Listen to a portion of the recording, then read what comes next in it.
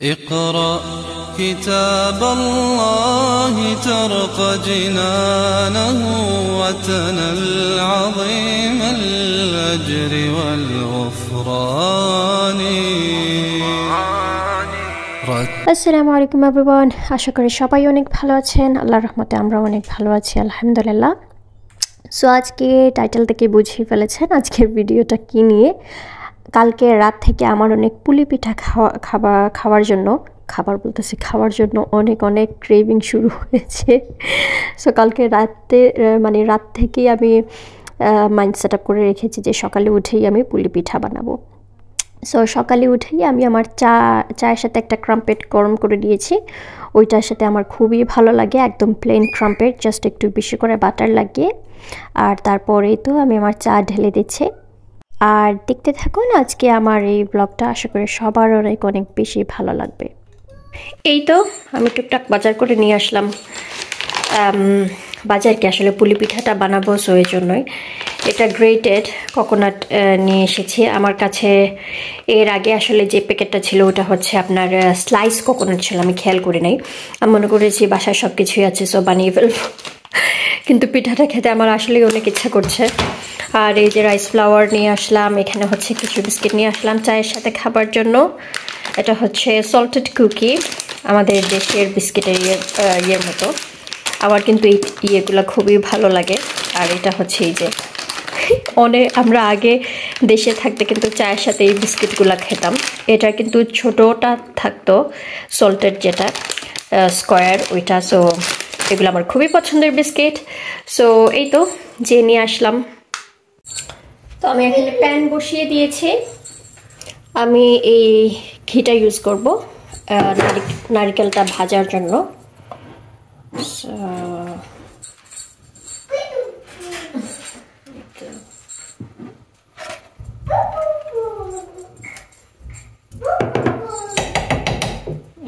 এক চামচ ঘি নেব।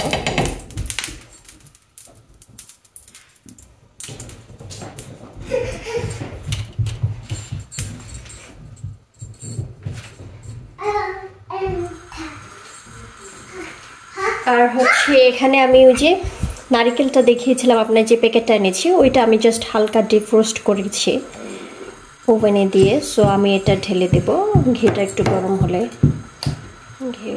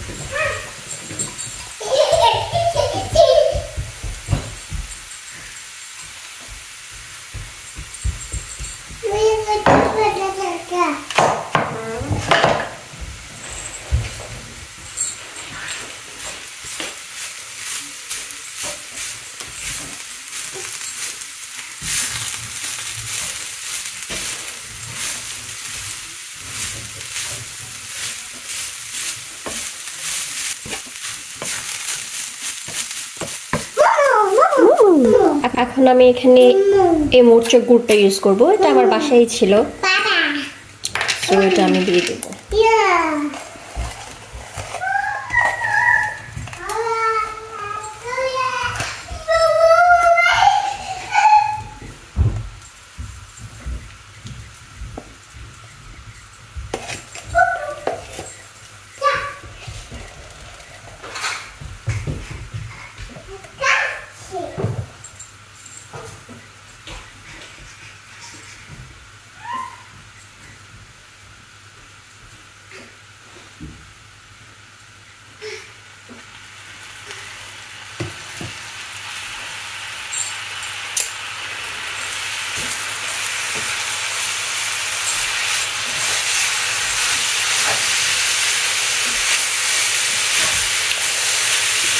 কোনো ধরনের মিঠা জিনিস আমরা একটু মিঠাই পছন্দ করি, আমি এবং আমার হাজব্যান্ড দুজনেই। সো আমি গুড়টা একটু বেশি করেই দেব, একটু মিঠা হওয়ার জন্য, যেহেতু এটা আবার আপনার ওই যে যেটা রাইস ফ্লাওয়ার নিয়ে এসেছি আমি, চালের গুঁড়া দিয়ে এটা দিয়ে পিঠা যেহেতু করবো। সো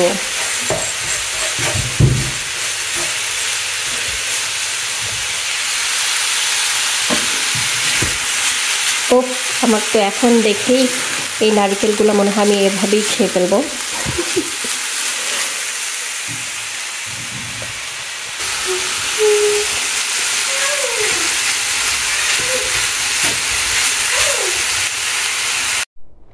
এই পিঠাগুলো আজকে বানাচ্ছিলাম, মানে বানাতে শুরু করেছি। আর আমার ইমিডিয়েট যে বড় বোন আপুর কথা অনেক অনেক বেশি মনে পড়ছে, কারণ আমার মধ্যে আপুর হচ্ছে সবচেয়ে ফেভারিট পিঠাটা ছিল। সে খুবই পছন্দ করে এই পিঠাটা। যখনই আম্মু এই পিঠা বানাতো, সে মানে আম্মু বানাতেই সে অনেকগুলো খেয়ে ফেলতো, বা বলে রাখতো যে এতটা পিঠা হবে আমার জন্য, এতটা আমার, এগুলো শুধু আমার জন্য রেখে দিও। সো এই পিঠাগুলো নিয়ে আম্মু যখন স্পেশালি বানাতো, আজকে কিন্তু আমি ফার্স্ট টাইম এই পিঠাটা বানিয়েছি। এর আগে কিন্তু আমি কখনোই এই পিঠা বানাইনি, সবসময় আম্মুই বানাইতো এবং আম্মুর বানানোটাই আসলে দেখতাম বেশি। সো আম্মু যেভাবে বানাতো আমি ওইভাবেই এক্স্যাক্টলি বানিয়েছি। তো আম্মু দেখতাম যে কোনো ধরনের বেলাবেলি ছাড়াই, বেলুনের সাহায্যে, মানে বেলুনি ছাড়াই সে হাত দিয়ে এই পিঠাটা বানাতো। জাস্ট একটু হাত দিয়ে চটকে নিয়ে তারপর এটার ভেতরে নারকেলটা দিয়ে আর আঙ্গুল দিয়ে আপনার ড্যাব ড্যাব করে এটা বন্ধ করে দিত উপর দিয়ে। সো আম্মু যেভাবে বানাতো এক্স্যাক্টলি ওইভাবেই আমি বানাচ্ছি। আর হয়তোবা এত আসলে পারফেক্ট হয় নাই, কারণ আমি আজকে প্রথম এই পিঠাটা বানিয়েছি। আমি কোনো ধরনের শেপ দিই নাই, জাস্ট আঙ্গুল দিয়েই এটাকে উপর দিয়ে ড্যাপ ড্যাপ করে বন্ধ করে দিয়েছি। আর এই দেখতে পাচ্ছেন আমি কিন্তু পিঠাটা এভাবেই হালকা হাত দিয়েই কিন্তু আমি এটা চেপে এভাবে করে ফেলেছি, গোল একটা শেপ করেছি। আর এই দেখেন না, এই যে নারকেলগুলো কিন্তু একদম মিঠা, যে আমি আসলে বারবার মিঠা বলছি, মিষ্টি হবে যেহেতু মিষ্টি হয়েছে অনেক বেশি। আর দেখেন এগুলো কিন্তু একদম কি বলবো, একদম স্টিফ হয়ে আসলে বসেই আছে নারকেলগুলা। তো এর কারণেই আমার কোনো ধরনের আসলে ঝামেলা হয় নাই। আমি হালকা করেই জাস্ট এই দেখেন এভাবে, এগুলা কিন্তু সব পিঠা এভাবেই আমি বানিয়েছি। اقرأ كتاب الله ترق جنانه وتنل عظيم الأجر والغفران رتله روي القلب من نفحاته كالماء يروي لهفة العطشان